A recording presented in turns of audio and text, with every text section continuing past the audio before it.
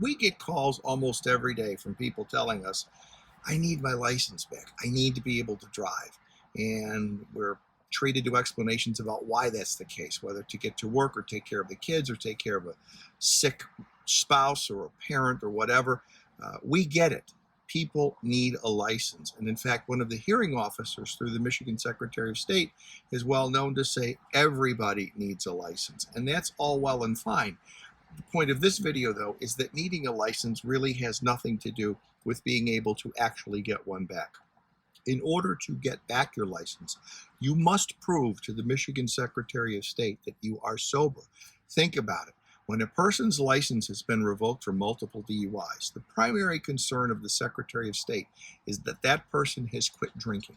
And legally speaking, that person must show two things. Number one, that their alcohol problem is under control, meaning they can prove they haven't had a drink for a legally sufficient period of time. And number two, that their alcohol problem is likely to remain under control, meaning that they can show that they're a safe bet to never drink again. The Secretary of State, for its part, has drawn a line in the sand and said, look, we're not going to bother with people who think they can drink or say they only drink once in a while or it's different now or anything like that.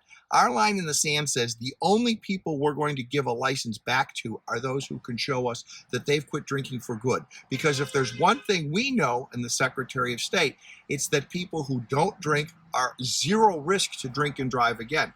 So needing a license isn't even a criteria for getting it back. Instead, what you need to be able to show is that you've quit drinking for good, and that becomes our job.